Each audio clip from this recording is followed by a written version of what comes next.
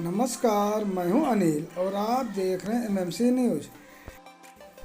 उत्तर प्रदेश सरकार के मुख्यमंत्री योगी आदित्यनाथ, जिन्होंने जब प्रदेश की बागडोर संभाली थी तब उन्होंने जीरो टॉलरेंस की बात किया था, लेकिन जीरो टॉलरेंस की बात में कितना दम है, इसकी बानगी जनपद गाजीपुर के सरजू पांडे पार्क में अनशन पर बैठे बोधा जायसवाल की लड़ाई और उनकी बातों से सहज लगाया जा सकता है। बोधा जायसवाल किसान नेता स्वामी सहजानंद सरस्वती के पैतृक गांव देवा के रहने वाले हैं और उन्होंने अपने गांव के ग्राम प्रधान के द्वारा गांव के विकास के लिए आने वाले पैसे में बंदरबाट करने को लेकर पिछले 4 साल से लड़ाई लड़ रहे हैं। यहां तक कि उन्होंने मुख्यमंत्री से लेकर हाई कोर्ट तक का सहारा ले चुके हैं, लेकिन इनका कहना है कि जनपद के अधिकारी ग्राम प्रधान के दबाव के चलते उन्हें न्याय नहीं दे रहे हैं, जिसके लिए उन्होंने अनशन का फैसला लिया है। बताते चले कि 30 नवंबर को जिलाधिकारी से वार्ता हुई थी। इस वार्ता में जब कोई हल नहीं निकल पाया तब बोधा जायसवाल 3 दिन पूर्व सरजू पांडे पार्क पर अल सुबह आकर धरने पर बैठ गए थे। तब जिलाधिकारी ने जिला पंचायत राज अधिकारी को तत्काल मौके पर जाकर प्रथम तौर पर शौचालय में हुए घोटाले का लगाए गए आरोप की जांच करने को कहा, जिसका विभागीय अधिकारियों ने 2 दिनों तक जांच भी किया और उस जांच में कुल 190 शौचालय की जांच हुई, जिसमें से करीब 75 शौचालय ही बने नहीं थे या अपूर्ण थे, जिसका भुगतान ग्राम प्रधान के द्वारा उतार लिया गया था। लगभग मैं 4 साल से लड़ाई लड़ रहा हूँ।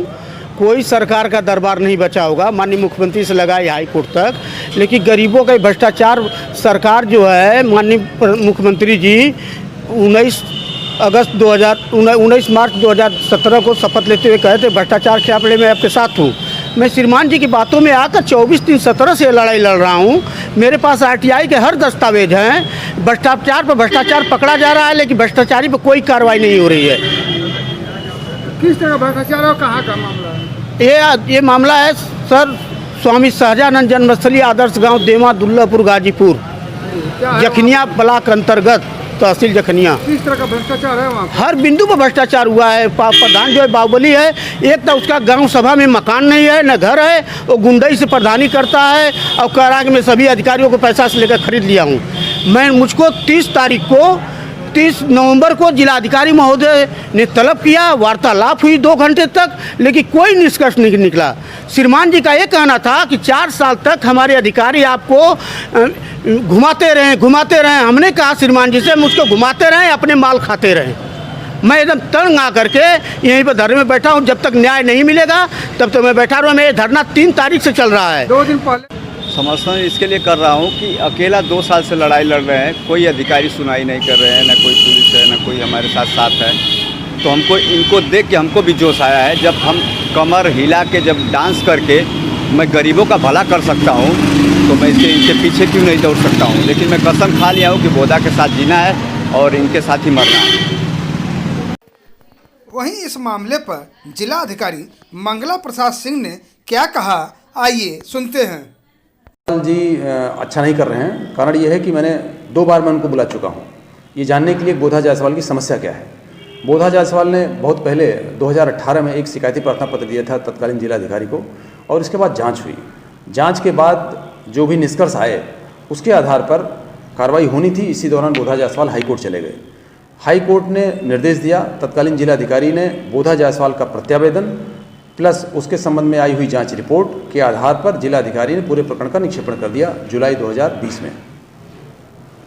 इसके बाद बोधा जायसवाल सीडीओ को एक संबोधित प्रार्थना पत्र देते हैं और कहते हैं कि साहब जो निस्तारण हुआ और जो जांच रिपोर्ट लगाई गई उससे हम संतुष्ट नहीं हैं। सीडीओ ने डीपीआरओ को लिखा और डीपीआरओ ने एक आदेश कर दिया और उन्होंने जाँच कर ली।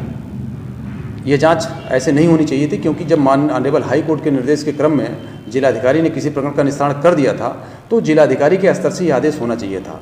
सेम प्रकरण सेम शिकायती प्रार्थना पत्र पर जब ऑनरेबल हाई कोर्ट के निर्देश पर जिलाधिकारी ने निस्तारण कर दिया हो तो उस जिलाधिकारी के निचले स्तर पर किसी भी अधिकारी द्वारा उसी सेम शिकायती प्रार्थना पत्र पर जाँच नहीं कराई जा सकती। फिर भी मैंने उनसे बात किया, उनको फिर अभी 4-5 दिन पहले मैंने बुलाया था उनसे एक प्रकरण पर बात करी। वो संतुष्ट थे। फिर उन्हें अचानक से क्या हुआ, उनका ये कहना है कि साहब ठीक है, अब केवल सामुदायिक शौचालय में जो घोटाला हुआ है उसकी जांच करा ली जाए। मैंने डीपीआरओ से कहा, मैंने कहा आप जाओ टीम लेकर के जांच करो इसकी। इन्होंने 123 या 125 ऐसे कुछ शौचालय वहाँ बने हुए हैं, मुझे एग्जैक्ट संख्या नहीं याद आ रही है। उसमें से बेस शौचालय तो बने हुए हैं, लेकिन नियम ये था कि बेसलाइन सर्वे में जिन जिन लोगों के नाम थे उन्हीं लोगों के शौचालय बनाए जाने के लिए पैसे दिए जाने थे। लेकिन हमें जानकारी ये दी गई है कि कुछ शौचालय जिनके बनाए गए हैं वो बेसलाइन सर्वे में उनका नाम नहीं था। उसे घोटाले की परिधि में लोगों ने माना है। मैंने बोधा जायसवाल से कहा था कि इसमें हफ्ता 10 दिन लगेगा, इसमें कार्रवाई करके हम आपको बताते हैं, बट बोधा जायसवाल ने अवसर नहीं दिया और 3 दिन बाद पुनः आके बैठ गए। अगर बोधा जायसवाल कलेक्टर की बात पर विश्वास नहीं करेंगे तो मुझे नहीं लगता है कि उन्हें हम बहुत ज़्यादा तरजीह दें। उनकी प्रधान से वहाँ गांव में पड़ती नहीं है। हम ही नहीं करें बोधा जायसवाल की शिकायत सही नहीं है, लेकिन बोधा जायसवाल जी को टाइम भी देना पड़ेगा। अगर 2018 से उनकी शिकायत चल रही थी और 2020 में तत्कालीन जिलाधिकारी ने निस्तारित कर दिया, उसके बाद मैंने आके उनको नियम समझाया। जो फोटो कॉपी वो चाह रहे थे मैंने सारी फोटो कॉपी दी। इवन उनके पास फोटो कॉपी लेने का नहीं था, उन्होंने मोबाइल से मेरे सामने फ़ोटो खींचे। तो उन्हें विश्वास करना चाहिए। अगर वो विश्वास नहीं करेंगे तो फिर तो कोई निदान है ही नहीं।